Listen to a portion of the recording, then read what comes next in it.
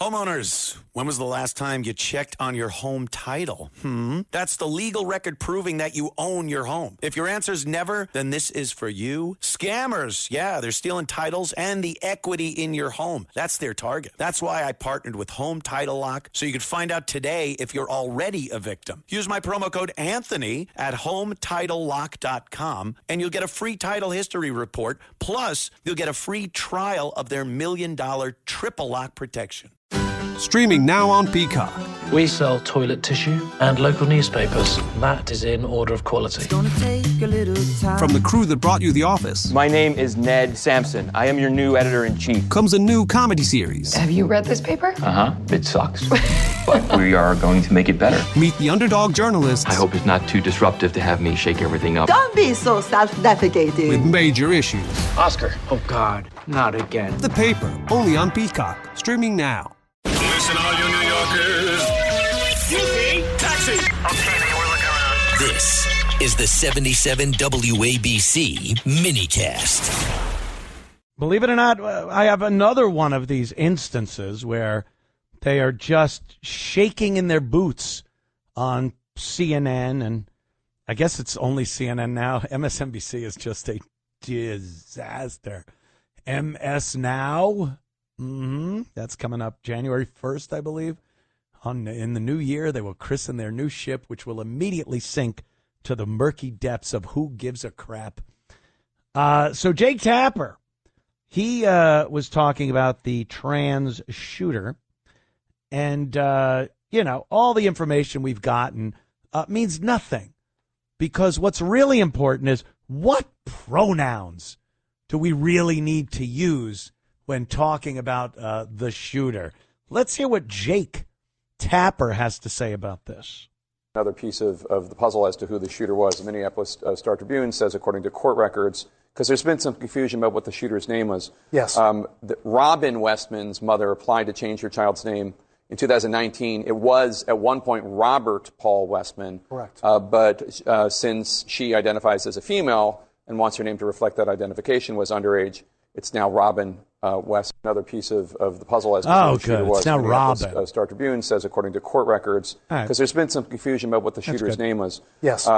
Robin Westman's mother applied to change her child's name in 2019. It was, at one point, Robert Paul Westman. Okay. You could turn it off. Thanks. There we go. Yeah. Jake Tapper. So it was Robert or Robin, and then he changed it to, who cares, Jake? Come on. I just want to, get it straight. How about the shooter? How about no name at all? I'll let him just rot in an unmarked grave. Well, let's get the name straight. It did change from Robert and then Bob and then Robin. Is it really important what this nut thought? Well, Buffalo Bill, once he donned the skin of a woman and the hair of a scalped blonde woman, he was known. Oh, Ms. Lippman. I was talking with my good friend, Mr. Gavin McInnes, the other day, and I was wondering why certain movies haven't been just done away with. Haven't been taken out of circulation because they so offend and stereotype the transgender community. And you got a movie like Mrs. Doubtfire. There's a wacky, fun comedy, right? Robin Williams dressed like a woman, and everyone laughs. It's funny. How about Tootsie? Dustin Hoffman, back in the old days. This was back in the 80s. And it is a stereotype of a guy playing a woman. And then the shock value of him showing that he's a guy with his man voice. And of course, Silence of the Lambs. I mean, Buffalo Bill, that is a horrible image of a transgender person, isn't it? Right? You would think they'd be clamoring to get these things removed. Is it just that they're such good, or at least Silence of the Lambs, Mrs. Doubtfire is a great, funny movie to watch, but take Silence of the Lambs. It's just such a good movie that the trans community knows they just can't get away with that. If they tried, it'd be like, shut up. It's just it's an awesome movie. Would you? Oh, would you help me with this couch? I can't seem to. Great actor. Love that guy. All right. I did want to get to Clown of the Week, which is odd this week because it is a tie.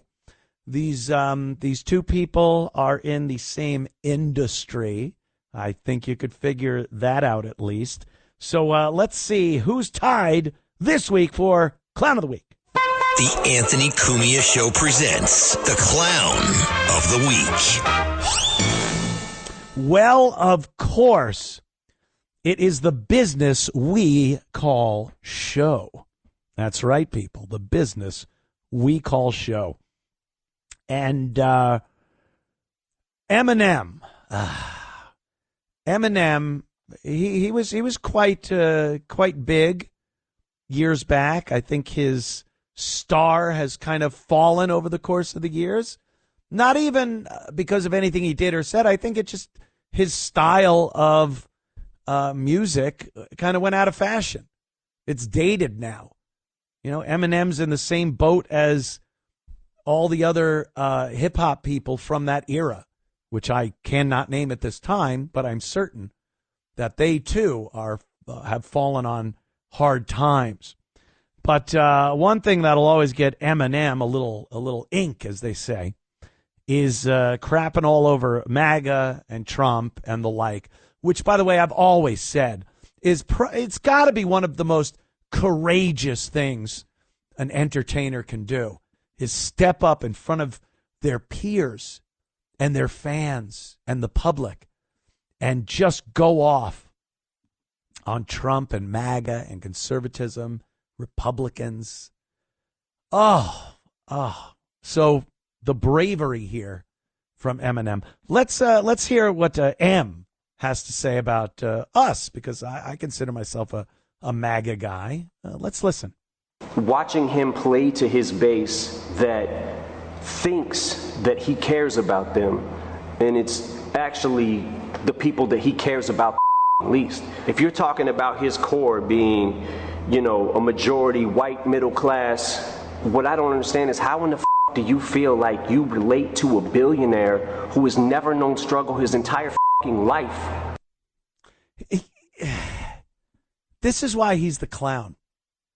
Look, you cannot like Trump. I don't know plenty of people that don't like Trump. But you cannot like Trump and then just maybe blurt out a few things as to why. But here's what they do all the time. They try to get us. They think we're as malleable and impressionable as they are, as the left is. That they could tell us something and we'll instantly believe it because our IQs are low or we're emotionally disturbed. And we listen to something and go, yeah, that sounds good. I'll run with that. So when Eminem says something to the effect of, you know, he doesn't care about you. Yeah. And I don't know any Trump supporter, anyone that considers themselves MAGA, anyone that really has the most basic knowledge of politics and decided they wanted to be on the right side of center, that cares if the president cares about you. See, this is the line the left has been giving. The Democrats have been giving these idiotic puppets on the left their whole life.